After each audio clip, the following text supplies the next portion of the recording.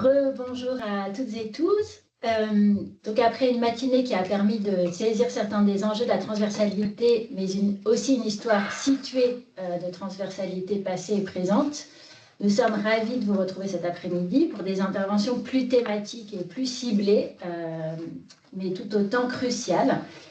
Il sera tout d'abord question de la terminologie, des indexations de nos bases de données et de cartels. Nous entendrons ensuite quelques exposés autour de cas de refonte de parcours permanents au cœur de la rédaction de nos PSC, les projets scientifiques et culturels, avant des attentes et de la réception du public, ou plutôt des publics, sachant qu'ils sont bien entendu la raison d'être de nos actions et de nos réflexions.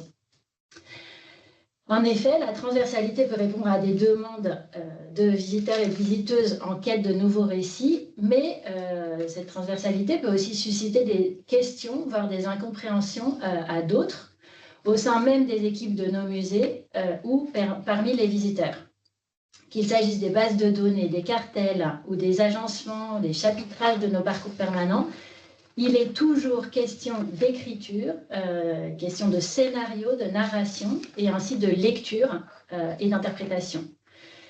Finalement, la recherche de transversalité réactive à sa manière la querelle des universaux, mais incite surtout à redéfinir ce que sont ou pourraient être de nouveaux universaux. Ce qui me semble le plus réjouissant, sans que ce soit nécessairement le plus reposant, c'est d'accepter que les relations se nouent différemment et que les regards changent, y compris les regards que nous portons sur nous-mêmes.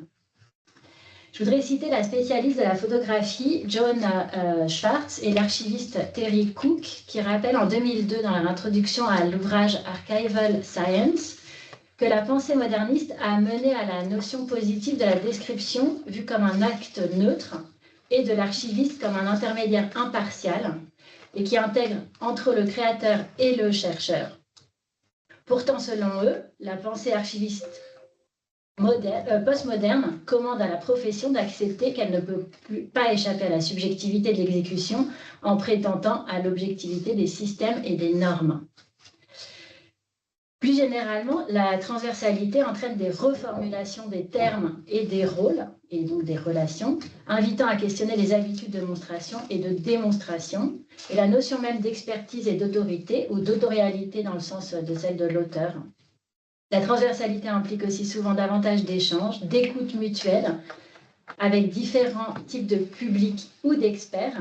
Aux États-Unis, il y a l'apparition de ce qu'on appelle le public scholarship, par exemple. Elle implique aussi des recherches autour de l'anonymat, qui peut être avéré ou imaginé, autour des provenances des objets, des différentes temporalités des objets. Bénédicte Savoie parle, par exemple, de 3 temps d'un objet: le temps de la confection de cet objet, le temps de son entrée au musée et le temps du regardeur face à lui aujourd'hui. C'est aussi l'eurocentrisme de nos approches ou encore le primat de la vision sur les autres sens qui peuvent être indirectement interrogés par ces perspectives transversales. Autant d'initiatives, en tout cas, qui invalident l'opposition entre le musée du savoir et des sachants d'un côté et le musée de l'expérience de l'autre. Les différents collègues qui vont intervenir dans les panels et les tables rondes cet après-midi reflètent la diversité, la recherche et la richesse du paysage muséal français, entre musée de civilisation et de société, écomusée, musée des beaux-arts, musée d'art et d'industrie, musée encyclopédique, musée régional d'histoire. J'indique aussi que Sophie Varlov s'excuse, elle n'a finalement pas pu se libérer, obligée par des engagements dans un bureau de vote en vue des élections de dimanche. Nous sommes ravis d'entendre les points de vue de Vidéo Muséum ainsi que d'un conseiller musée, Bruno Itier, qui a accepté la délicate mais fondamentale tâche de conclure temporairement du moins cette journée, donc vers 17h, en espérant qu'on ne prenne pas trop de retard. On remercie de nouveau l'ensemble des intervenants d'avoir accepté de contribuer à ce webinaire en partageant non seulement leurs intentions, mais aussi des expériences pratiques, donc sans omettre des difficultés, des résistances, voire des écueils qui ont pu être rencontrés. C'est comme ça qu'on avait envisagé notre groupe de travail, mais aussi cette journée. Donc comme un espace d'échange orienté sur la réflexion et la pratique, en espérant que ce soit aussi le terreau de possibles développements et collaborations futures. Je passe à présent la parole à Estelle, qui modérera la première table ronde, et peut-être juste ajouter que, comme ce matin, il est tout à fait encouragé que vous laissiez vos éventuelles questions dans le chat, qui seront relayées par Camille Chenet et Geneviève Gasquel. Merci beaucoup à toutes et tous, et bons échanges cet après-midi. Merci Anne pour cette introduction de l'après-midi. Nous entamons la première table ronde intitulée « L'interdisciplinarité à l'épreuve des mots, indexation, terminologie et cartel ». Alors, je compte à mes côtés, en tant que modératrice, 4 intervenants que je remercie pour leur disponibilité. Et je vais les présenter en quelques minutes avant d'entrer dans le vif des débats. Donc, pour commencer, Isabelle Rosa, que nous apercevons à l'écran, directrice de Vidéo Muséum. Il s'agit d'une association qui fédère 75 musées et fonds d'art moderne et contemporain aujourd'hui. Isabelle y reviendra tout à l'heure. Je me permets simplement de rappeler en quelques mots son parcours professionnel, puisque avant de rejoindre Vidéo Muséum, Isabelle a eu une activité de production de spectacles vivants à West End et au Théâtre de l'Odéon. Elle a aussi organisé des expositions à la RMN Grand Palais, puis s'est tournée résolument vers la diffusion numérique des contenus et des données culturelles. Et ces pas l'ont naturellement conduit à la direction de Vidéo Muséum. Je poursuis en présentant cette fois Marie-Charlotte Calafa, qui est donc la directrice scientifique et des collections au Musée des civilisations de l'Europe et de la Méditerranée. Donc je salue également Marie-Charlotte. En quelques mots, Marie-Charlotte est conservatrice en chef du patrimoine. Elle a été commissaire d'exposition en lien avec les questions de muséographie et d'art populaire. Parmi celles-ci, nous pouvons retenir Documents bilingues, Romans photo en 2017, Georges-Henri Rivière, dont il a été beaucoup question ce matin. C'était une exposition de l'année 2018. Folklore, Je signe donc je suis en 2020. Fashion Folklore au Salon des Arts Ménagers René Perrault. Passion partagée. Et cette année, la collection Lambert, qui est donc présentée au MUSEM. Je poursuis avec la troisième intervenante, Alice Fleury. Bonjour Alice, qui est donc directrice des collections au Palais des Beaux-Arts de Lille. Donc Alice est une historienne de l'art spécialiste des 20e et 21e siècles, conservatrice du patrimoine. Elle a été responsable de l'art contemporain au Musée d'art de Nantes, où elle a d'ailleurs suivi le projet de rénovation du musée et où elle a été commissaire de plusieurs expositions temporaires. Elle a pris ses fonctions à Lille en 2020. Elle y pilote la politique de valorisation scientifique des collections et la refonte du parcours permanent, en particulier celui du premier étage. Récemment, je me permets de faire mention d'un commissariat récent qu'elle a assuré pour cette exposition intitulée « Où sont les femmes ? Enquête sur les artistes femmes du musée ». Et puis, étant donné que cette assemblée était très féminine, on a eu à cœur d'inviter également Pierre Fernandez, que je salue. Donc, Pierre, en quelques mots, après un cursus universitaire centré sur l'histoire et les sciences humaines, agrémenté d'études de droit et de criminologie, a suivi la formation d'armurerie de Saint-Étienne. C'était déjà un signe. Il a par la suite travaillé au sein du musée d'art et d'histoire de Belfort sur la collection d'armes à feu et d'armes blanches qui est conservée dans ce musée, pour ensuite se consacrer à son activité en restauration, tout en menant en parallèle des recherches et aussi réaliser des formations sur les armes anciennes à destination des musées. Et donc, il a intégré tout récemment le musée d'art et d'industrie de Saint-Étienne en tant que chargé des collections d'armes. C'était en 2024. Alors, je voulais préciser d'emblée en introduction que les problématiques qui vont être abordées à travers cette table ronde sont fondées sur celles qui avaient pu être soulevées lors de nos groupes de travail mentionnés ce matin. Donc, ces problématiques recoupent à la fois les réflexions du ministère de la Culture, le service des musées de France, bien sûr, mais également, je dois dire, le service du numérique, recoupe aussi les réflexions des musées nationaux et territoriaux, d'où ce panel d'intervenants qui reflète un peu les différentes typologies de musées et aussi de collections. Et il nous est apparu que la question du choix de la terminologie irrigue véritablement tous les types de quelle qu'elle soit. On peut constater la mobilisation forte des professionnels en rapport avec ces sujets liés à la terminologie et notamment en lien avec le travail sur les bases de données et les référentiels. On pourrait rapporter ici plusieurs initiatives. J'ai fait un petit panel en pensant par exemple à la révision du thésaurus intitulé Matière au niveau des archives publiques. On peut citer aussi toute la réflexion portée par l'équipe du musée du Quai Branly sur les collections photographiques, ou bien encore on pourrait faire mention du thésaurus qui est en cours d'élaboration au Musée national de l'histoire de l'immigration. Je ne peux pas toutes les mentionner, ces initiatives, mais il y en a bien d'autres. Afin de circonscrire notre propos, parce qu'on ne peut pas tout aborder, nous avons décidé d'un commun accord avec les 4 intervenants de centrer les propos sur 2 orientations principales. D'une part, l'indexation, car ça c'est sûr, chacun a besoin de mieux indexer, mais n'a pas les mêmes besoins. Alors, comment faire?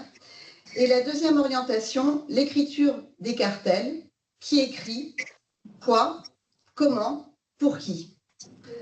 Nous avons bien conscience, alors que vont être relatées différentes expériences, que ce travail exige du temps, qu'il n'est pas toujours facile de se réserver, qu'il n'est pas toujours facile de dégager parmi toutes les autres missions du musée. Et pourtant, ces travaux sont essentiels.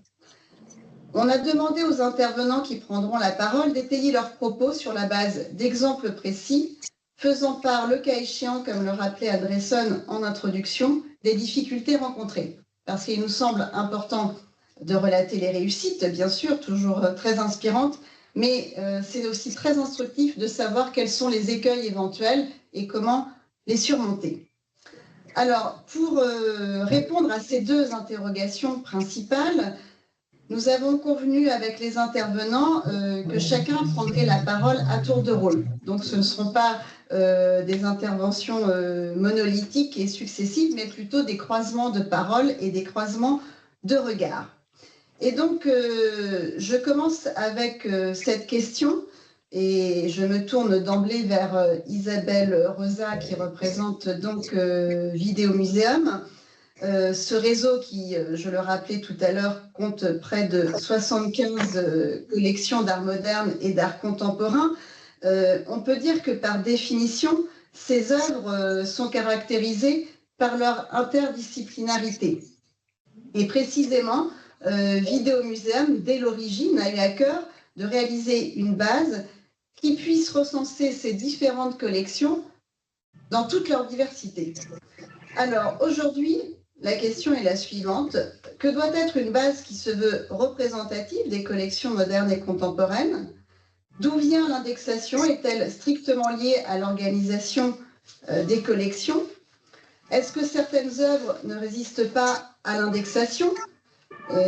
Isabelle pourra le mentionner par exemple, mais préparant cette table ronde, on pensait au secteur des nouveaux médias à l'échelle du Musée national des arts modernes qui acquiert aussi du dessin. Et enfin, comment former les producteurs de données dès le début de la chaîne opératoire pour actualiser le vocabulaire utilisé et le référencement des œuvres. Pardon. Donc Isabelle, je te remercie de bien vouloir répondre déjà à ces premières questions. Bonjour à tous, merci beaucoup Estelle. Vous m'entendez bien, j'espère? On t'entend très bien Isabelle. Bonjour, alors tu viens d'introduire effectivement un sujet avec tant de questions si vastes les unes que les autres que je vais tâcher au mieux d'être concise et néanmoins d'illustrer, voilà, d'essayer d'être intéressante. Je me propose, si vous voulez bien, de manière extrêmement rapide, de vous présenter pour vous expliquer, enfin, de vous présenter la base, qui est la base produite par Vidéo Muséum, ce qui me permettra aussi de présenter Vidéo Muséum. Donc, Vidéo Muséum, tout le monde ne nous connaît pas ou ne nous connaît pas forcément très bien. Vidéo Muséum, c'est un réseau, donc, comme tu l'as dit, de musées essentiellement d'art moderne et contemporain, enfin un réseau pardon, de collections, donc de musées ou de fonds, essentiellement d'art moderne et contemporain, mais pas que, et ce sera intéressant pour justement cette question d'interdisciplinarité. Et c'est un réseau qui a été fondé il y a 35 ans dans un objectif très précis. C'était un objectif de recensement des collections modernes et contemporaines françaises. Donc, nous sommes un réseau d'informations sur ces collections. Et nous produisons depuis 35 ans une base de données qui illustre, qui permet de visualiser ces collections.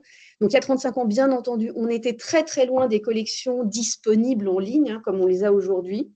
Donc, l'objectif de Vidéo Muséum était un objectif un peu d'aide à la gouvernance de collection, j'ai envie de dire, qu'on puisse, au moment d'une acquisition, par exemple, pouvoir avoir une idée de ce que ces pairs, PAIRS, avaient récemment acquis. Donc, je vous montre la base commune qui est donc très récente, hein, la base commune 2024. On y voit 72 collections. Donc, effectivement, certaines collections sont en cours d'intégration dans le réseau. Et je vais être extrêmement succincte, on va pouvoir visualiser les organismes membres du réseau. On va également pouvoir faire des recherches à travers cette grande base de données. Donc, on voit aujourd'hui qu'on a un peu plus de 450 000 œuvres, ce qui est une base exceptionnelle en termes de représentativité, même si tout le monde n'y est pas, j'ai envie de dire, mais on a une très, très belle représentativité des collections. Et forcément, quand on regarde cette base en ligne, on va tout de suite être confronté à, finalement, si on voit ces informations en ligne, c'est donc qu'elles ont été renseignées et c'est donc qu'elles doivent former un ensemble qui a une certaine cohérence. Et donc, on va pouvoir se promener comme ça, bien entendu, chercher par artiste, mais par exemple, par type d'œuvre. Et là, on voit tout de suite, j'espère que vous voyez mon écran que je partage, et on voit tout de suite qu'on va avoir des vocabulaires, et ces vocabulaires vont être communs à tous nos membres. Voilà, donc je ne vais pas aller très loin, mais voilà l'idée de cette base qui recense les collections modernes et contemporaines. Donc forcément, quand on produit une telle base, on est confronté, je vais peut-être cesser mon partage d'écran. Pardon Isabelle, peut-être juste avant de couper, oui. Je crois que c'était un peu petit en fait pour que nos participants puissent lire. Alors voilà, c'est moi qui ai des problèmes de vue, mais ça pouvait valoir la peine de laisser encore quelques instants à l'écran, peut-être en plus grand format si tu peux. Mais il ne s'agissait pas du tout de taper. Oui, tout à fait. Alors je vais essayer, alors je ne sais, parce que chez moi c'est un écran, un plein écran. Je vais peut-être essayer. Est-ce que c'est mieux comme ça ou c'est pire? C'est encore plus petit? En fait, ça reste dans les mêmes dimensions, mais autrement, peut-être, passons d'un point de vue, excusez-moi, d'un point de vue technique, tout se passe très bien. Il s'agit juste d'une vision différente dans certaines salles du ministère, mais pour les usagers, tout le monde voit très bien. Je vous remercie. Très bien. Merci de nous rassurer, Geneviève. Donc, effectivement, merci beaucoup. Donc, effectivement, Vidéo Muséum a cette particularité, donc j'aurais une voix un peu différente, c'est que nous ne sommes pas responsables d'une collection, nous sommes simplement responsables d'offrir aux membres du réseau un outil commun qui va leur permettre de recenser ces informations sur leur collection. Et Vidéo Muséum étant une fédération, j'ai envie de dire, de collections, on va constituer plutôt une mosaïque de collections. Et c'est ça qui est extrêmement riche, extrêmement intéressant et qui nous permet d'avoir ce regard avec beaucoup de recul sur l'indexation des œuvres. C'est que nous fournissons à nos membres des outils. Alors en fait, c'est toute une chaîne d'outils, un logiciel de gestion de collection par lequel nos membres informatisent et gèrent leur collection au jour le jour, puis des outils qui vont permettre ensuite la publication des collections en ligne. Donc nous sommes aux premières lignes de ces regards très différents d'une collection à l'autre, ne serait-ce, j'ai envie de dire, que dans la définition même de qu'est-ce qu'une œuvre moderne ou contemporaine, quand est-ce que ça commence et quand est-ce que ça finit, quels sont les périmètres d'une telle collection. En fait, nous avons dès le départ, dès la fondation de Vidéomuséum, nous avons décidé que ça n'était pas à nous de répondre à cette question, mais simplement chaque collection vient avec ses axes. Donc voilà, c'est quand même important de le dire. Et Estelle, tu as dit que nous allions présenter des exemples précis.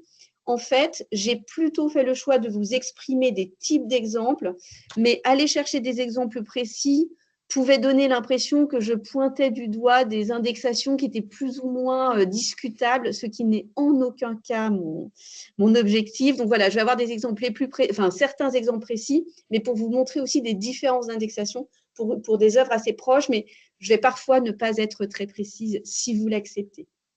Voilà. Donc, il était question de regard. Effectivement, tout est toujours une question de regard. Un regard sur une collection, un regard sur une œuvre et dans notre cas, un regard sur des collections qui se croisent. Effectivement, certaines œuvres vont être très classiques et très faciles à indexer, à cataloguer, à ranger dans une case, j'ai envie de dire.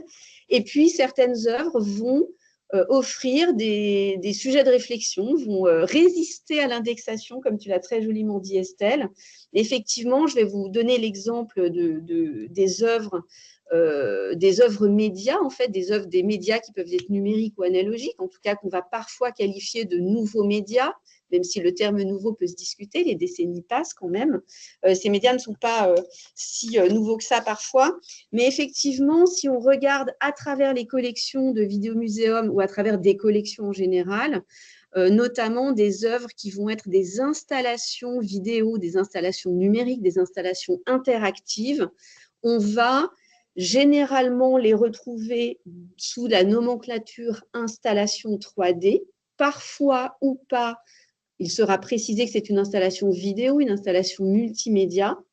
Et en fait, quand on va regarder le détail de l'œuvre qui est rentrée en collection, le deuxième temps qui a été cité des travaux de Delphine Savoie, le deuxième temps, c'est-à-dire l'entrée en collection, eh bien, c'est là qu'une première décision est prise. C'est dans quel secteur de collection, comment l'œuvre entre en collection, qu'est-ce qui est acquis. Et sur les œuvres nouveaux médias, c'est particulièrement intéressant parce que certaines œuvres vont être nommées installations 3D, mais vont en fait n'être, ce qui entre en collection ne vont être que des médias qui doivent être présentés dans certaines circonstances qui peuvent être extrêmement précises sur les modèles des moniteurs, sur les modèles de matériel à utiliser, mais parfois dans une installation qui va être cataloguée, dans une œuvre qui va être cataloguée installation 3D, en fait, en collection, on va avoir que des bandes son, des bandes vidéo, etc.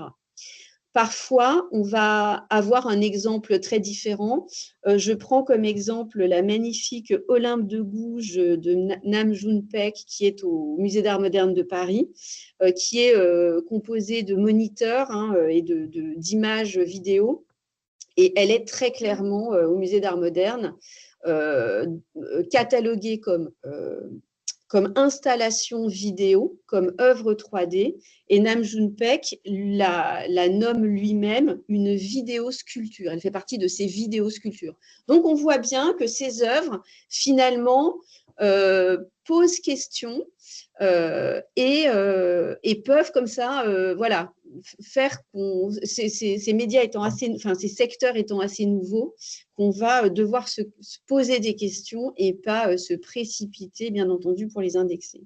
Voilà un exemple. Un autre exemple d'œuvres qui sont assez intéressantes quand on creuse un petit peu, c'est si vous allez faire des recherches. Pardon, je n'avais pas réalisé que j'étais toujours en partage.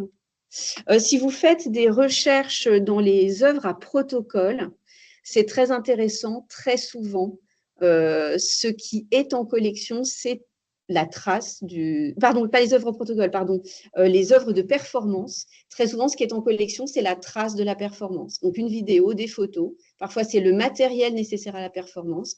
Parfois même, c'est des outils de communication qui ont précédé la performance. Il peut y avoir des flyers, des choses comme ça. Donc, voilà, c'est les œuvres plus récemment arrivées dans nos collections, j'ai envie de dire, sont parfois, soit elles résistent à l'indexation, soit en tout cas elles posent des questions. Donc chez Vidéo Muséum, ce qu'on va essayer de faire, c'est de mettre en lien les réflexions. Nos membres vont nous remonter leurs questions, nous, on va aller voir ce qui est fait chez les uns, chez les autres, et on va proposer comme ça des bonnes pratiques d'indexation. Et puis parfois, ça va donner lieu à des discussions un petit peu ardues, et puis parfois, ce n'est pas très simple. Voilà pour une première… pour ce retour d'expérience. À moins que tu souhaites encore développer un exemple, je proposais de céder la parole maintenant à Pierre Fernandez et éventuellement sur ces sujets. On va passer dans un tout autre registre de collection en nous tournant donc vers celle du musée d'art et d'industrie à Saint-Étienne. Et donc, Pierre, nous souhaitions vous faire témoigner par rapport à l'expérience de mise en place d'un thésaurus en lien avec le musée de l'armée pour les armes anciennes. Bien entendu, c'est un sujet de mise en ligne des collections, là encore, qui est posé. Et finalement, nos questions seraient en quelque sorte les suivantes. Comment définir les termes des armes anciennes ? Comment aussi accompagner les professionnels des musées avec des photographies, par exemple, pour une éducation du regard, et comment aider à mieux classer les armes. Nous vous écoutons, merci. Très bien. Bonjour tout le monde. Est-ce que vous m'entendez bien déjà? Oui, c'est bon. Oui, on vous entend bien. Voilà, effectivement, je suis heureux de participer à cette table ronde. J'ai un sujet qui est un petit peu inhabituel. Ça porte sur un objet qu'on trouve très souvent au musée, mais qui est assez complexe finalement à exposer, à présenter. Pour l'instant, moi, je vais me concentrer sur le thésaurus qu'on est en train de construire avec plusieurs musées. Et ensuite, je reviendrai à ces diapositives peut-être dans la seconde partie de mon propos quand on parlera de l'accès au public. Mais si vous pouvez juste passer à la diapositive suivante. Voilà. En fait, ce projet de thésaurus, il a débuté au début de l'année 2023 et c'est une collaboration entre plusieurs musées. Au début, c'est parti de moi qui ai contacté le SMF et Sophie Denance, que je remercie d'ailleurs pour sa confiance. Et on est arrivé à tout un groupe de travail avec 4 musées. Donc, à l'époque, je n'étais pas le chargé de collection du musée d'art d'industrie, c'était Clara Gronger, que je salue, qui s'en occupait. Et on s'est mis à travailler sur un sujet qui est assez complexe et c'est pas qui n'a jamais été fait, mais disons que la mise en commun allait pouvoir nous apporter des choses. Le musée de l'armée, en fait, on a tous mis en commun les thésaurus qu'on avait. Alors, le musée de l'armée, évidemment, un thésaurus très fourni sur lequel on s'est beaucoup appuyé, mais ça leur donnait à eux l'occasion de dépoussiérer le leur et peut-être de résoudre quelques questions qu'ils avaient entre experts. Le but aussi, c'était de créer un thésaurus qui soit pas seulement destiné aux experts, justement, qui soit destiné et utilisable pour tous les personnels des musées, même les musées non spécialisés. Et donc, c'est là qu'on a travaillé beaucoup sur la forme qu'on a eu donnée, sur la structure qu'on a eu donnée, et on arrivait à donc un terme, c'est pas la partie la plus facile, une définition, pas facile non plus, et une photo. Alors là, on bénéficie de toutes les campagnes de mise en ligne des collections, en se nourrissant du fonds photographique, par exemple, sur Joconde, et sur les musées de l'armée, voilà. On travaille là-dessus. Parce que des fois, des choses qui sont définissables assez simplement, une photo bénéficie. Des fois, la description ne correspond pas à grand-chose et la photo parle tout de suite. Voilà, ça permet de résoudre beaucoup de problèmes. Donc, c'est un projet qui tourne bien. On est en plusieurs… voilà, ça c'est un exemple d'indexation qu'on fait. Donc là, c'est l'exemple du Katzbalger, qui est une épée. Et donc, on a un terme. On a des synonymes parfois parce qu'on tient compte du fait il y a certains objets qui ont plusieurs définitions, plusieurs dénominations et qu'il y en a qui parlent plus au public que d'autres. Alors, on n'est pas là pour choisir, nous, quel est le meilleur terme, mais on peut influer sur le terme qui serait le plus pertinent à utiliser dans ce cas-là. Lansquenet, c'est utilisé parfois, mais on préfère le terme de Katzbalger. C'est un petit peu petit, pardon. Ensuite, une définition, ensuite une photo, et donc vous avez la photo qui est liée à côté. On décrit la forme de la garde, on décrit un petit peu la forme de la lame, mais une photo parle souvent mieux, et là, donc la forme de la garde est caractéristique avec ce S qui est perpendiculaire à la lame. C'est un exemple parmi beaucoup. Alors, on a, attendez, je ne suis sur un post-it, pour l'instant, on a 635 termes depuis 2 ans, et on a actuellement que 147 définitions, mais on travaille petit à petit et on y arrive. Donc c'est un projet qui marche très bien, qui nécessite en fait l'apport à la fois d'experts et à la fois dans les réunions, en fait, on a aussi des chargés de collection et d'autres acteurs qui ne sont pas spécialistes des armes et qui nous rappellent parfois à l'ordre en nous disant « Attention, ici on n'est pas sûr, ici on comprend la chose différemment, etc. » Et c'est tout l'intérêt de ce groupe de travail, c'est d'avoir plusieurs regards pour essayer de faire un thésaurus qui à la fois est utilisable par quelqu'un qui n'y connaît rien du tout, donc qui ne sera pas bloqué par un terme très technique au début de l'arborescence, qui pourra s'arrêter par exemple juste à épée, et à la fois qui permettent aux experts d'être précis dans leur définition. Et donc par exemple, on a arme blanche, on s'arrête rarement arme blanche, ensuite on a épée, on peut s'arrêter à épée, il y a une définition pour épée, et ensuite on a des différents types d'épée, différentes sous-catégories d'épée ou d'armes blanches en tout cas. Et donc on a mis du temps, mais on est parvenu à quelque chose qui est assez satisfaisant, et donc on va commencer à le mettre en ligne sur OpenTeso. Sophie Dénonce a commencé déjà à mettre certains termes qui étaient un petit peu verrouillés. Mais voilà, c'est très, très... Ça marche bien, et c'est un travail qui était nécessaire parce que, notamment pour les armes à feu et les armes blanches, il y a pas mal de termes polysémiques, il y a pas mal de termes qu'on trouve beaucoup en littérature, mais qui n'ont pas forcément de fondement scientifique. Il y a des termes qui n'ont, enfin, il y a des objets qui n'ont juste pas vraiment de dénomination officielle et qui est très fluctuante. Pour vous donner un exemple, on était la dernière réunion de cette année scolaire qui était mardi, la différence entre une dague, entre un poignard, entre un couteau, où est-ce qu'on met la limite, à quel point on devient précis dans la dénomination, est-ce qu'on se réfère à la définition locale, parce qu'on parle aussi beaucoup des armes extra-européennes, non occidentales. C'était un point très important à faire, et parfois, voilà, les dénominations ne sont pas les mêmes au niveau régional, même des fois au sein de l'Europe, c'est pas pareil. Donc c'est toutes ces questions-là qu'on essaie de résoudre. C'est un cas concret de débat et de collaboration beaucoup entre musées, c'est ça le plus important. Et juste si la diapositive d'après montre un outil qu'on utilise beaucoup, voilà, je fais un peu publicité pour un outil de l'État. Rezana, donc c'est une plateforme que m'a conseillé le SMF, et qui nous a vraiment permis de mettre des documents en ligne, qui nous a permis de programmer des réunions, de voir les différents emplois du temps, et un bon outil de collaboration. Voilà, je tenais à le souligner parce que ça aide beaucoup, beaucoup. Et donc, on aura même pu faire la visio là. Voilà, c'est un outil, je vous recommande de le tester en tout cas. Mais voilà, des bons outils de collaboration, c'est essentiel pour moi pour arriver à mener un tel projet à bien. Et pour l'instant, ça se passe bien. Merci Pierre. Peut-être une petite question très brève. On a vu qu'il y avait collaboré déjà ce groupe de réflexion. On voyait notamment mention du musée de la chasse à Senlis. Vous nous confirmez que ce thésaurus intègre bien aussi les collections en lien avec le domaine de la chasse? Oui, alors justement, la délimitation au début on parlait surtout sur les armes, on prend vraiment toutes les armes à feu, armes blanches, pardon, j'aurais dû le préciser, donc armes blanches en général, armes de choc, armes d'ast, et on prend aussi les armures, les boucliers, la ciblerie. Finalement, on s'est étendu un peu. Alors, il faut trouver la limite, et pour l'instant, on n'a pas abordé l'artillerie qu'on abordera à la fin. Mais effectivement, les armes de chasse, alors tout c'était l'enjeu de comment classer, quel est le point d'entrée d'une arme, est-ce que c'est sa finalité, est-ce que c'est son côté technique. Voilà, c'est un petit peu long et technique, donc je ne pourrais pas forcément m'étendre beaucoup dessus, ou peut-être il y a une question, mais oui, ça intègre bien les armes de chasse, et donc, par arme de chasse, on va potentiellement le mettre dans les affixes, dans des ajouts par rapport à l'arme. Merci pour cette confirmation. Alors, je me tourne désormais vers Marie-Charlotte, toujours parlant d'indexation. Comment Marie-Charlotte encourageait et encadrait par ailleurs le travail collaboratif?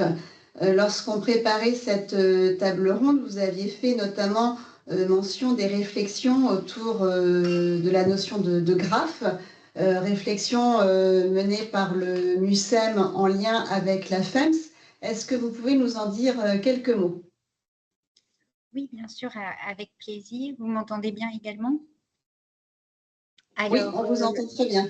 Les objectifs d'un réseau de valorisation numérique des collections des écomusées et musées de société, finalement, pourrait être une forme de pendant à Vidéo Muséum pour d'autres typologies de collections. Donc voilà, il nous a inspiré comme modèle de partage avec cette idée d'avoir du coup une valorisation de ces collections aussi adaptées à leurs caractéristiques, c'est-à-dire une grande hétérogénéité avec beaucoup d'importance dans un contexte souvent aussi de collecte ethnographique du contexte de création et d'utilisation, et tout en volet aussi autour de paramètres linguistiques, c'est-à-dire de vocabulaire vernaculaire et autres, qui est une donnée pour nous importante, toutes ces appellations variées, les langues régionales.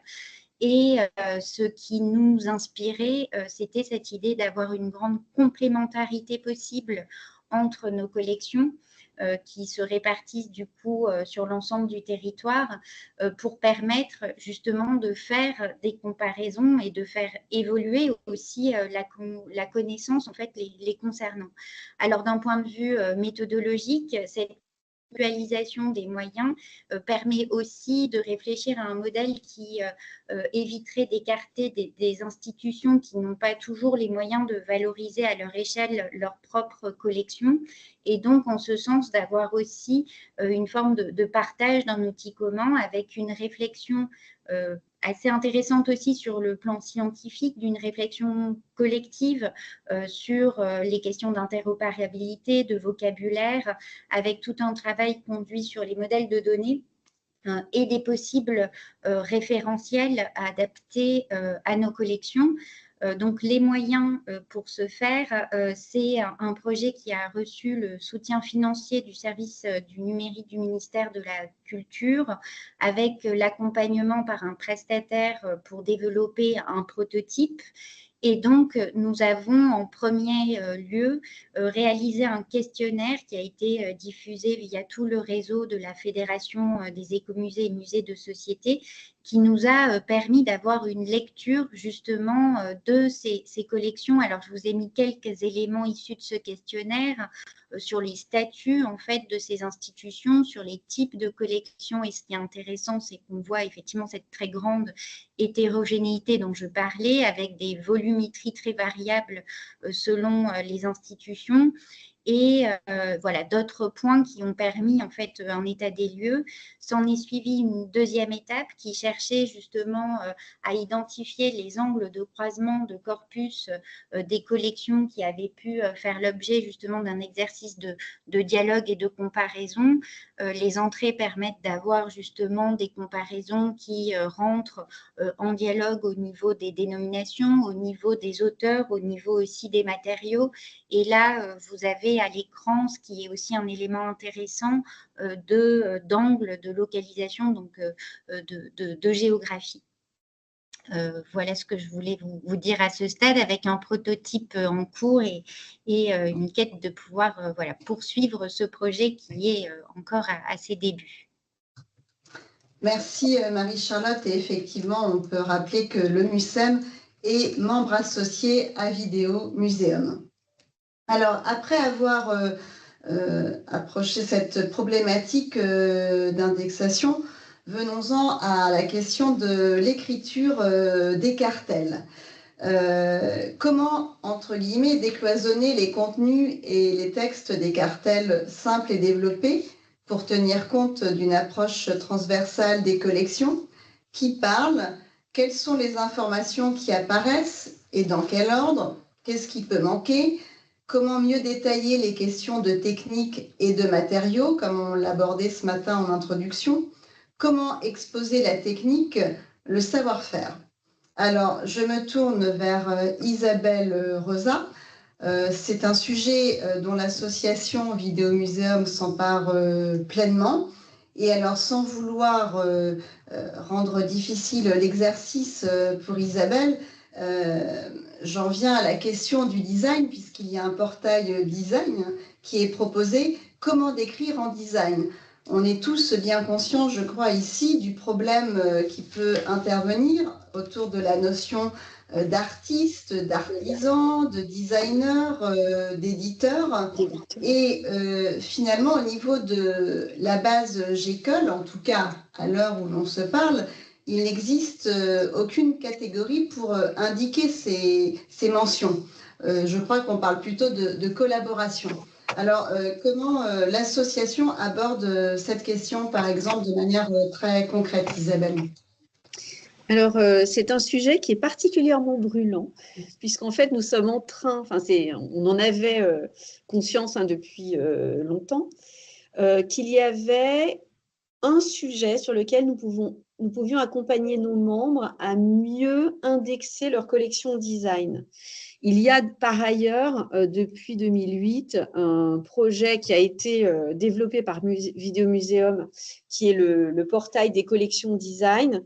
Et en fait, en ce moment, est en train de se poser le sujet plus vaste, enfin pas plus vaste, mais qui tient vraiment au sujet du design, de l'indexation des œuvres de design. En effet, donc comme je le disais tout à l'heure, nous fournissons des méthodologies de catalogage et des outils à nos membres. Bien entendu, ils sont libres de la manière dont ils gèrent et cataloguent leur collection, bien entendu. Nous, on peut les accompagner. Et parfois, c'est vrai qu'on a des relations particulières avec nos membres, c'est-à-dire comme on est un réseau associatif, on se permet parfois d'aller un petit peu regarder comment les données sont indexées, les œuvres sont indexées, et on peut parfois se permettre d'aborder un moment en disant, là, si vous voulez bien, on aimerait bien vous accompagner parce qu'il y a des choses qui pourraient être améliorables. Comme tu le disais d'ailleurs en préambule, Estelle, ceci est un vrai sujet parmi nos membres. L'indexation, pardon, c'est une petite incise, l'indexation, c'est un sujet qui n'est jamais terminé. Comme on a commencé à l'aborder, c'est un sujet qui évolue tout le temps, qui peut tout le temps être amélioré. Et les gens qui travaillent sur les collections n'ont pas forcément, comme tu le disais tout à l'heure, c'est pas forcément facile pour eux de dégager ce temps qui est un temps long, qui est un temps qu'on pourrait juger non prioritaire, pour toujours améliorer l'indexation des collections. Donc, en tout cas, c'est vrai que c'est un sujet, comme tu le disais, si on va regarder dans notre base ou dans les collections en ligne, eh bien, un objet design va parfois avoir comme auteur un éditeur, ce qui n'est pas exact. Parfois, l'éditeur est connu, l'auteur ne l'est pas, ou l'auteur est simplement renseigné dans des champs commentaires ou des choses comme ça. Donc ça, c'est souvent une marge d'amélioration qui pourrait être prise de manière assez simple. Et puis aussi les titres des œuvres. Parfois, le titre de l'œuvre, c'est la dénomination, c'est l'objet, mais parfois l'objet n'a pas lui-même de titre. C'est un verre ou c'est une lampe, voilà. Donc effectivement, les collections de design, c'est cette particularité. Et j'en profite d'ailleurs pour dire, on parle d'interdisciplinarité, c'est aussi, comme je le disais en préambule, un regard. Et le regard sur les collections, il y a plusieurs années chez Vidéo Muséum, ce regard un peu nouveau sur le design, qui n'était pas allé sans friction, en disant, voilà, on est un réseau d'art moderne et contemporain, donc a priori des arts plastiques, a priori des œuvres uniques. Quand la dimension design a un peu émergé, en fait, elle était déjà dans les collections, mais elle n'était pas au sein du réseau apparente. Le fait de dire il y a des collections design et c'est un sujet adressé a provoqué des discussions en tout cas. Et c'est ça que je trouve passionnant, c'est que l'interdisciplinarité, en fait, elle est toujours là.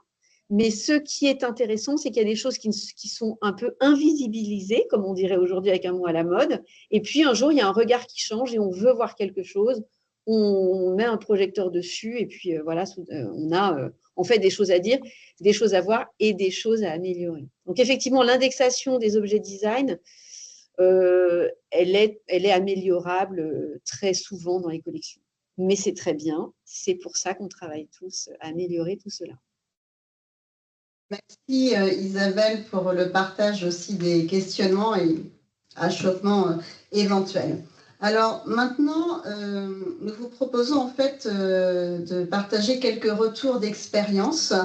D'abord depuis le MUSEM et préparant cette table ronde, je me souviens très spontanément, Marie-Charlotte m'avait dit Nous, très naturellement, dans notre établissement, par définition, on part de l'objet et non pas du nom de l'artiste. À partir de 3 expositions que vous avez choisi d'évoquer, Marie-Charlotte, Fashion Folklore, l'exposition de la collection Lambert et l'exposition Méditerranée, pouvez-vous nous livrer votre retour d'expérience en la matière ?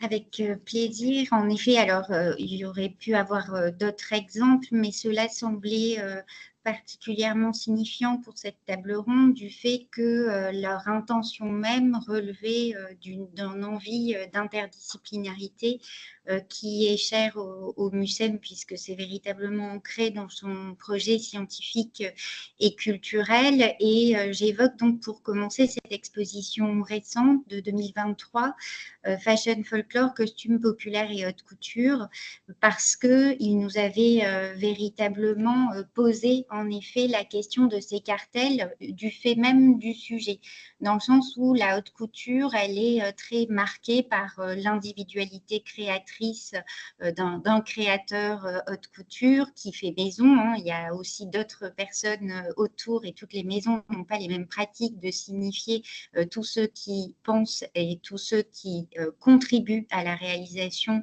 d'un look. Et d'un autre côté, on a la collection du MUCEM qui, elle, est le fruit donc des collections européennes du Musée de l'Homme, des collections françaises du Musée national des arts et traditions populaires et avant eux deux, des collections françaises et européennes du Musée d'ethnographie du Trocadéro à la fin du 19e siècle. Et ce qui est particulièrement intéressant même pour nous comme axe de recherche sur cette collection, c'est de constater que dans la définition même de l'art populaire qui inclut la question des costumes, l'anonymat faisait partie en fait de ces définitions. Donc, il n'était pas forcément très évident de retrouver des noms derrière des propriétaires qui, pouvant hériter en fait de pièces de costumes, pouvaient les retravailler, pouvaient avoir un certain nombre de circulations, mais toutes les archives de ces différents temps de collecte et d'acquisition ne faisaient peu place en fait à l'individu, plus à d'autres enjeux qui étaient aussi liés à la question du folklore, d'une identité locale, régionale, nationale dans le cadre des pavillons nationaux. Et donc, un travail de recherche a pu quelquefois identifier certains noms.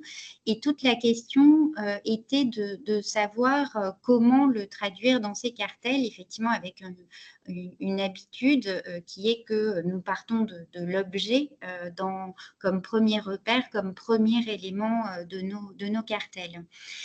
Donc, vous avez ici 3 exemples qui montrent en particulier, si vous voulez, notre souhait qui, à mon avis, dépasse un peu la question des cartels, mais vous allez comprendre pourquoi je les soulève. C'était de véritables duos, dialogues que l'on mettait en œuvre, avec un premier enjeu qui était la question du mannequinage, et un deuxième, de voir comment rendre vivants aussi ces costumes, tout en donnant des éléments contextuels les concernant.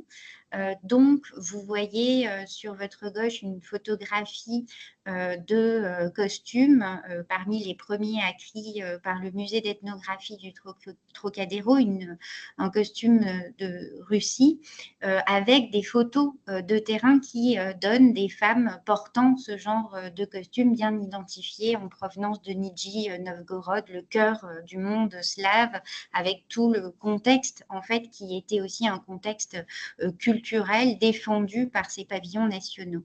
Et sur la gauche, une pièce d'Yves Saint-Laurent qui marque aussi cette filiation au costume traditionnel russe, pour lequel derrière lui se trouve une planche de collection qui est des éléments en fait aussi très intéressants de comprendre un jeu de matière et un jeu aussi de diffusion en fait de ces modèles dans le processus créatif d'Yves Saint-Laurent.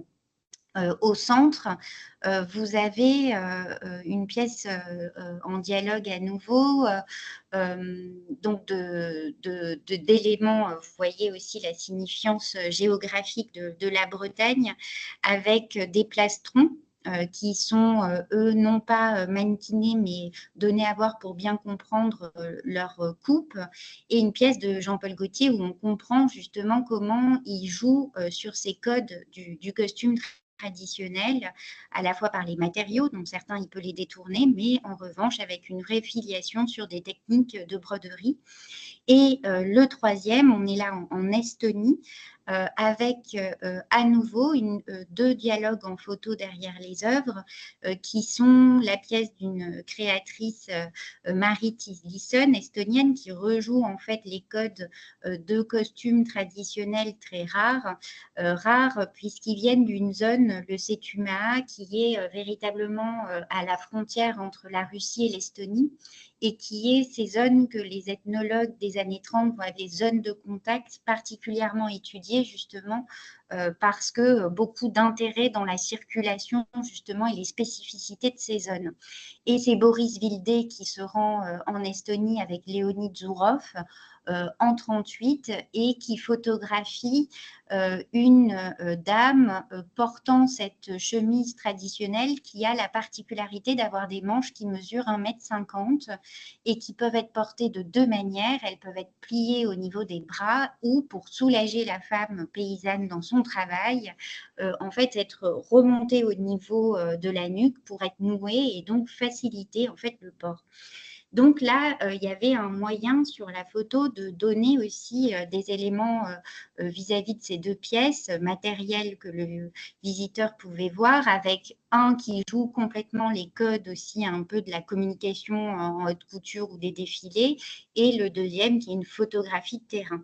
Le mannequinage, toutefois, essayait justement de ne pas jouer de trop sur les codes de chacun de ces deux mondes, et donc il s'agissait à un moment d'essayer presque même de tromper en fait le visiteur sur où se situait la haute couture.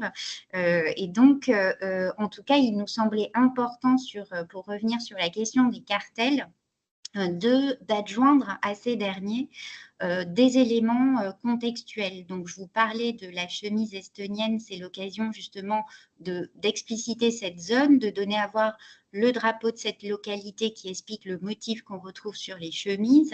Et là, bien évidemment, c'est donc en premier lieu le nom, l'appellation vernaculaire et ensuite le matériau, la provenance géographique, la datation, les matériaux et les techniques, et un texte explicitant en fait aussi qui porte cette chemise sur la photo et son histoire. Pour le deuxième cas, Paul Poiret, c'est bien évidemment là le créateur qui donc a pris la place de la dénomination, mais qui, elle, est mise au même titre, avec le reste dans le même ordre. Et là, ce qu'on a fait, c'est montrer Paul Poiret lors d'un voyage en Russie en 1911, parce que justement, c'est aussi ces créateurs qui voyagent au même titre que les ethnologues et qui partagent avec eux ces mêmes terrains au même moment. Et pour finir, il y avait aussi cette envie sur le troisième exemple, qui est là une chemise ukrainienne qui provient de Carélie, l'envie de le situer géographiquement, cette zone, mais de montrer en fait un contexte d'acquisition particulier, puisque c'est cette série de femmes en fait, amène un costume pour le faire inscrire dans les inventaires du musée de l'Homme. C'est une zone, je vous ai dit Ukraine, c'est Finlande, excusez-moi. C'est une zone, la Carélie, entre aussi la Finlande et la Russie. Une zone, à un moment, perdue par la Finlande, et ces femmes vont, à partir d'un costume, d'éléments textiles sortis de fouilles autour d'un lac qui est véritablement au cœur de cette Carélie, éléments de costume datés du XIIe siècle, elles vont refabriquer et identifier le costume carélien comme étant complètement en fait lié à l'histoire de la Finlande. C'est les origines et le berceau de la Finlande dans le Kalevala, cette grande épopée.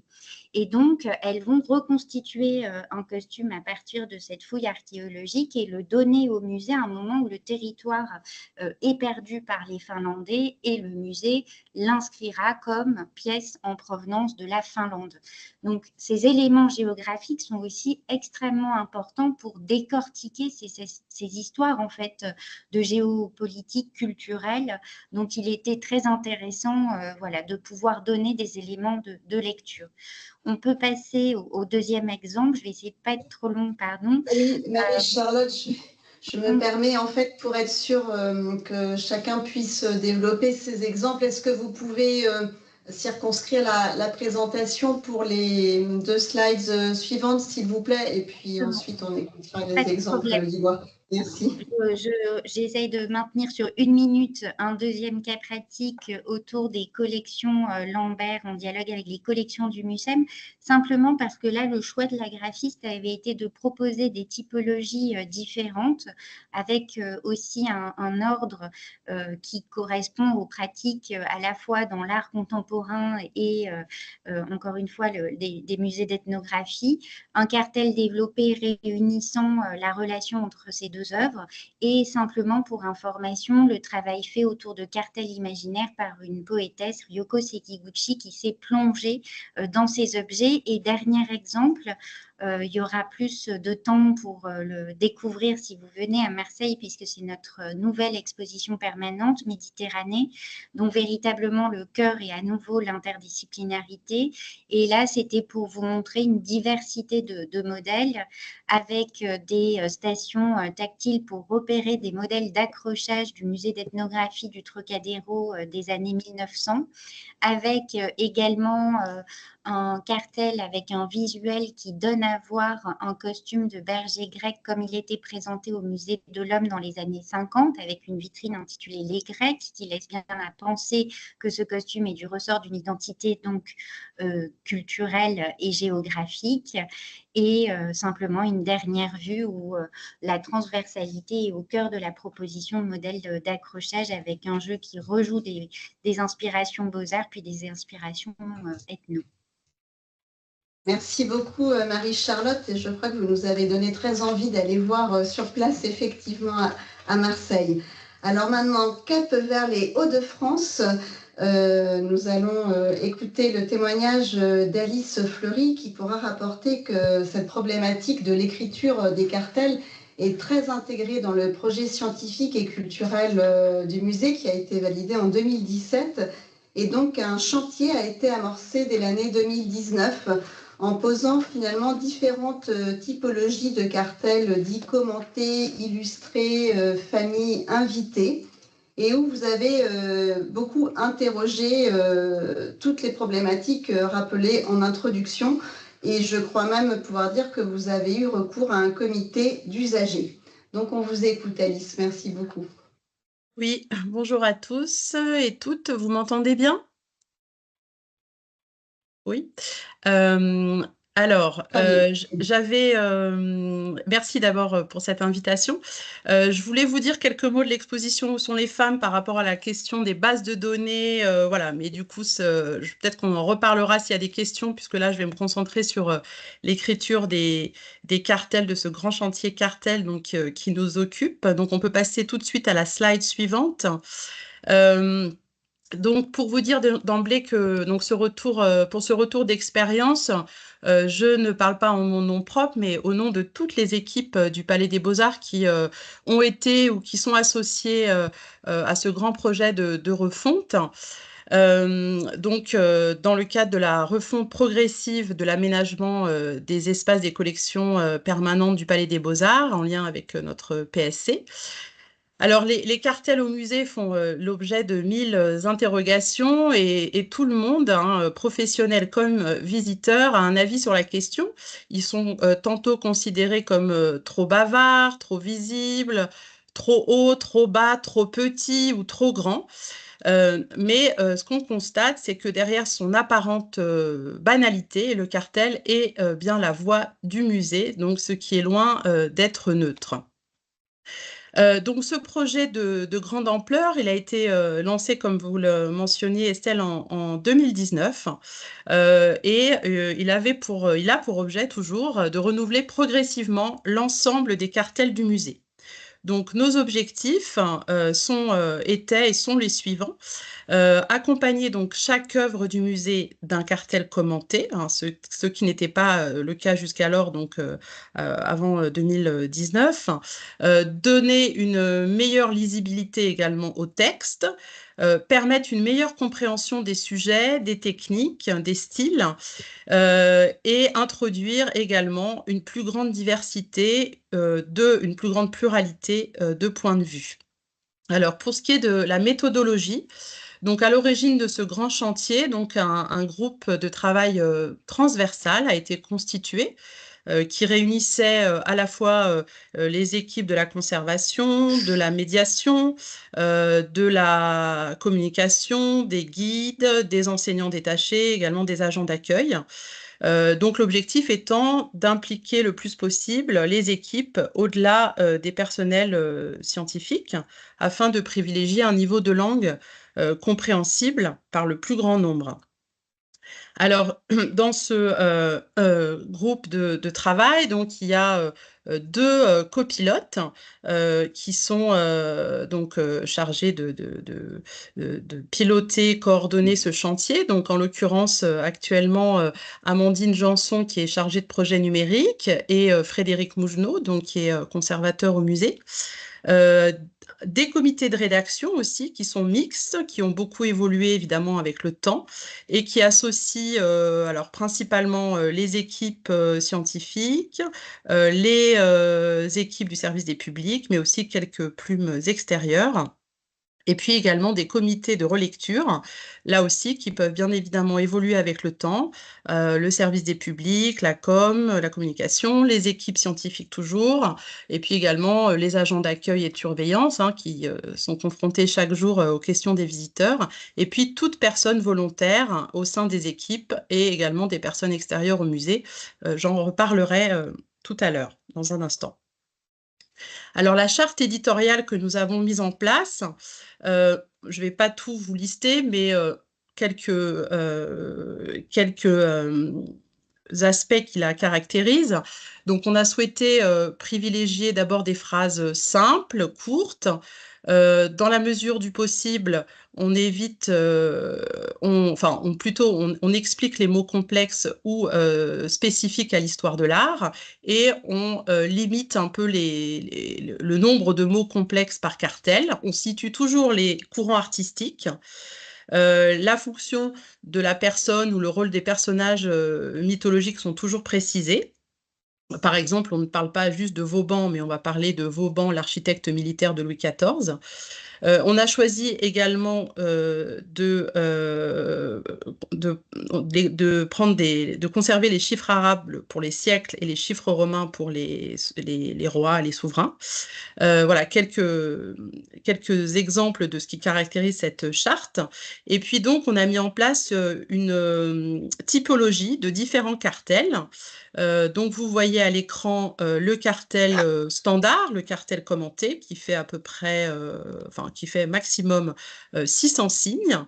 On a également un exemple de cartel, une typologie de cartel illustré qui permet une approche, on va dire, plus fine et plus didactique. Ici, par exemple, avec cet albarello, donc ce pot de pharmacie, donc, qui est présenté dans le département Moyen-Âge Renaissance. Sur la slide suivante, un exemple de cartel famille, donc qui s'adresse plus particulièrement aux enfants et à leurs accompagnants. Ici, avec un exemple, je ne sais pas si vous arrivez à lire, mais qui concerne donc une œuvre du musée, donc les patineurs de Van Ostade. Et puis également une typologie de cartel littéraire. Donc, nous accompagnons certaines œuvres avec un extrait littéraire qui s'y rapporte, en l'occurrence ici, un extrait de Don Quichotte en lien avec cette œuvre de Célestin Nanteuil. Et puis, une autre typologie, alors je ne vois plus le PowerPoint, je ne sais pas si... Voilà, merci. Sur la slide suivante, une autre typologie, donc ce sont les cartels qu'on appelle les cartels invités, puisqu'on encourage la pluralité de points de vue en introduisant d'autres regards sur les œuvres, en intégrant donc des discours scientifiques, mais pas seulement en lien avec l'histoire de l'art, de manière à ouvrir aussi à d'autres disciplines et parfois à des discours plus personnels. Donc là, je vous ai mis deux exemples avec cette Vanité de Van Emerson, donc œuvre pour laquelle nous avons sollicité un entomologiste qui identifie en fait le spécimen de papillon qui est donc les ailes de papillon de cet ange. Donc le papillon s'appelle justement le macaon. Et un autre exemple, donc avec ce portrait de femme présenté dans le département Moyen-Âge Renaissance, avec donc une historienne plutôt donc spécialisée en histoire sociale qui analyse le statut, la condition sociale de cette femme à travers son costume et ses différents accessoires. Alors, on a également introduit plus récemment une dernière typologie donc en lien avec l'exposition Où sont les femmes, mais donc on avait proposé un parcours de médiation avec donc des cartels sur la question de la représentation des modèles féminins à travers les représentations et les œuvres d'artistes hommes. Donc la question, ce qu'on appelle en anglais le male gaze, on a intitulé ces cartels Regard d'homme, image de femme, avec une 60aine de cartels donc qui sont présents dans les collections, en plus du cartel commenté standard sur cette question de la représentation du modèle féminin de l'Antiquité jusqu'à, vous avez un exemple ici avec le portrait d'Olga de Picasso.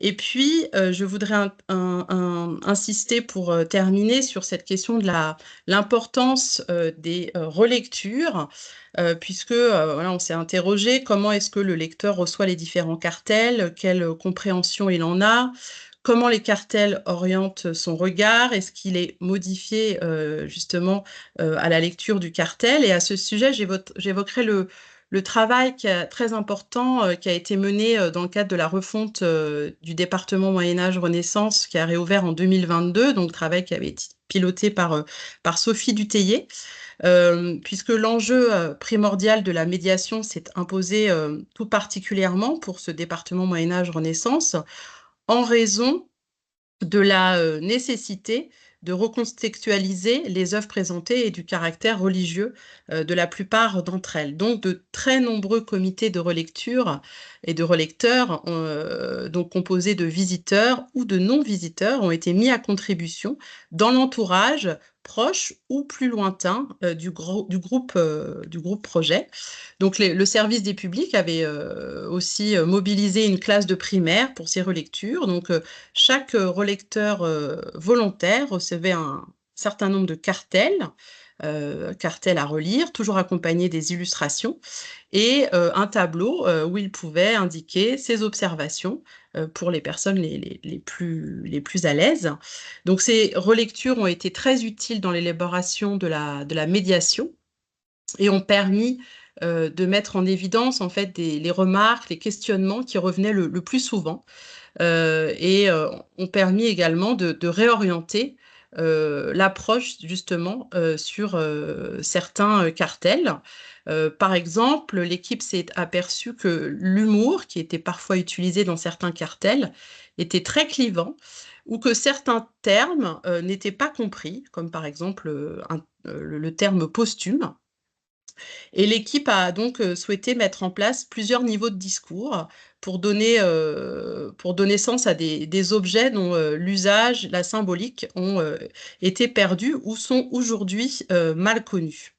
Et je tiens à dire que cet énorme travail a été aussi permis par le retard du chantier, notamment en raison du Covid.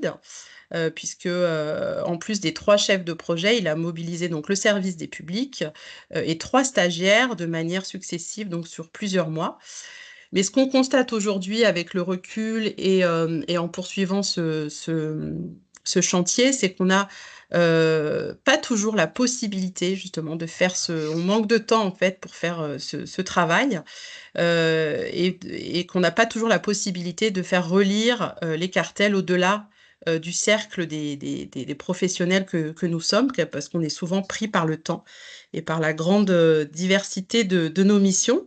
Et puis, je voulais évoquer, juste pour terminer, effectivement, l'expérience des focus group qui ont également été mis en place dans le cadre de ce réaménagement du département Moyen-Âge Renaissance, mais qui est en fait une méthode d'évaluation qui est pratiquée au Palais des Beaux-Arts depuis 2015. Donc, les focus group, ce sont des comités d'usagers qui sont encadrés à la fois par des personnels du musée et des experts en sociologie, en marketing, qui réunissent donc des personnes qui répondent ou non à un profil spécifique.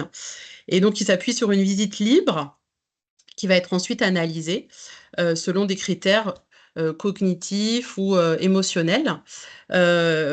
Et donc, le réaménagement du département Moyen-Âge Renaissance a été l'occasion de mener plusieurs focus group avec différents types de visiteurs ou de non-visiteurs, donc de visiteurs experts ou non, pour connaître justement leurs attentes. Et puis, il y a justement des points particuliers, des aspects qui sont ressortis, notamment 2 exemples, l'intérêt pour la matérialité des œuvres et également pour la vie quotidienne, ce qui n'était pas forcément quelque chose qui était attendu. Et c'est des notions qui ont pu être introduites justement dans la médiation écrite en particulier. Et donc, pour conclure, comme bilan provisoire, donc le musée a aujourd'hui mis en place près de 900 nouveaux cartels, donc répartis sur les 3 niveaux. Et c'est vraiment un chantier au long cours qui nous occupe toujours aujourd'hui, qui se poursuit et qui va entrer dans une nouvelle étape avec la refonte à venir du parcours des collections du premier étage. Je vous remercie.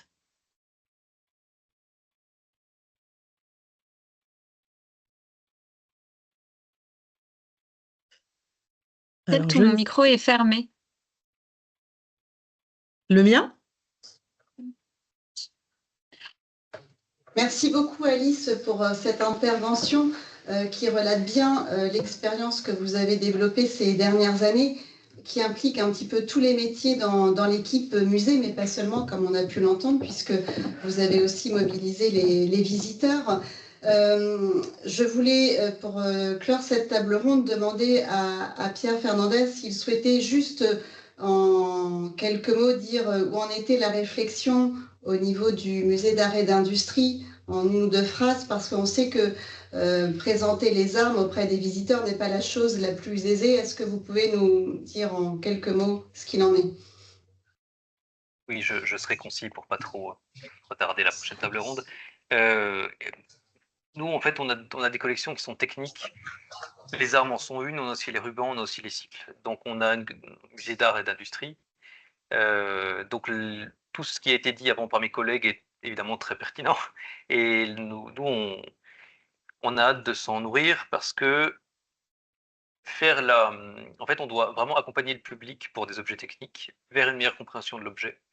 Moi, pour les armes en particulier, il y a soit un rejet, soit une fascination initiale du public. Il faut arriver à dépasser en arrivant en passant par plusieurs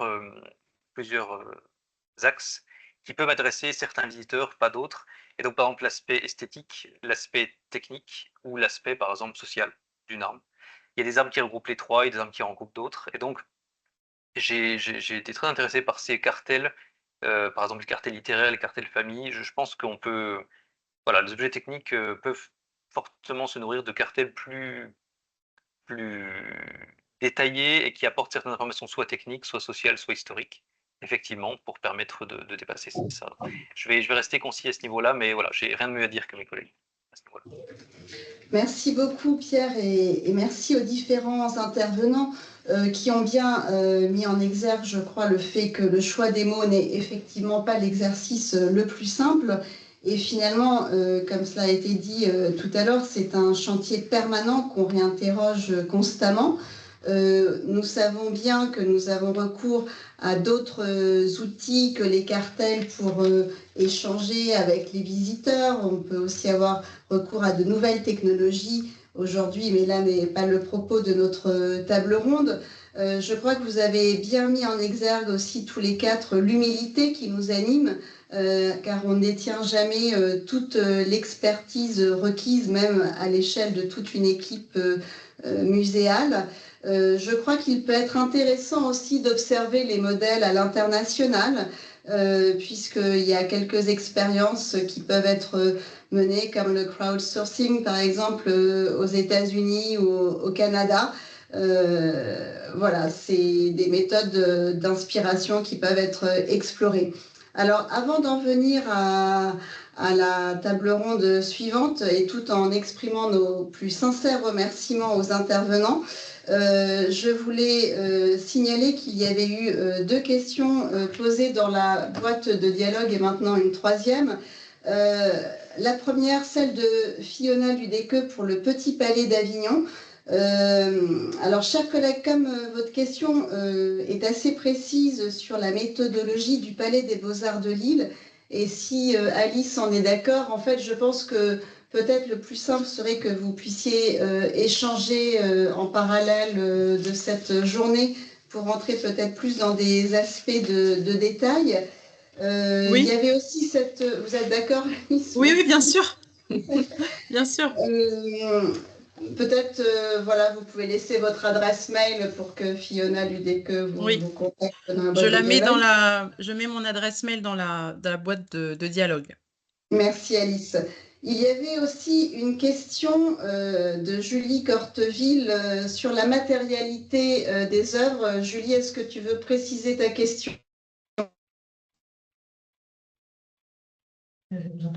Alors, j'ai l'impression que Julie ne nous entend pas. Donc, je prends la 3e question, en fait, où se pose la question de la réception des cartels par les visiteurs. Donc, je pense que cette question s'adresse notamment à Marie-Charlotte Calafa et à Alice Fleury.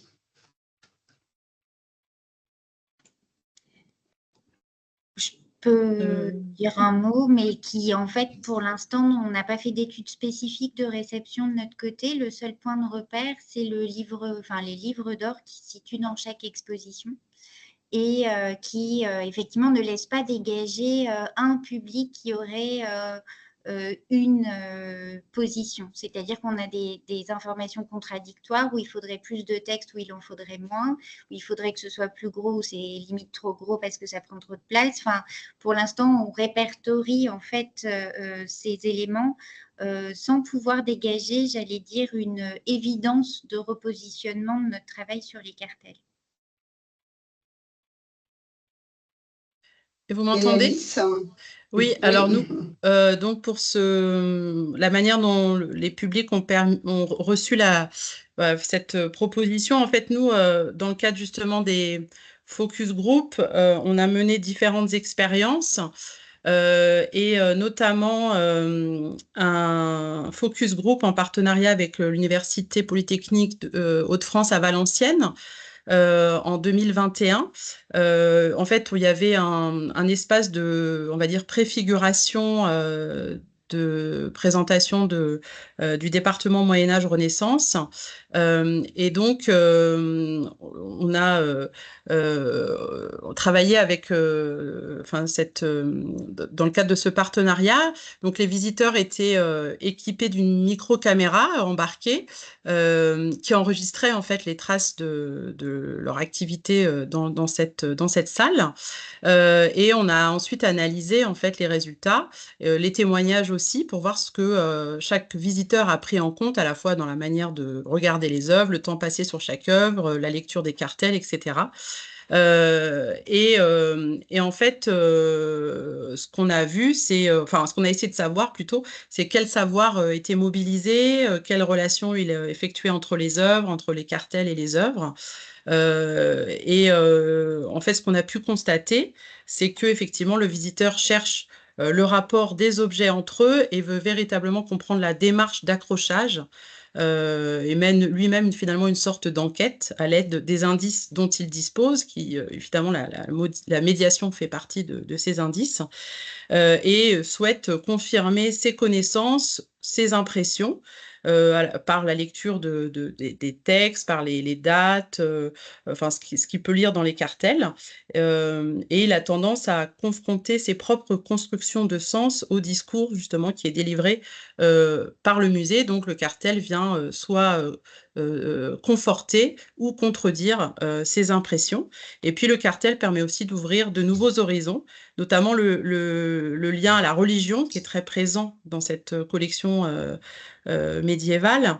On a constaté que ce lien à la religion pouvait parfois passer au second plan pour aborder justement d'autres aspects plus autour de la botanique ou de l'esthétique ou de l'histoire.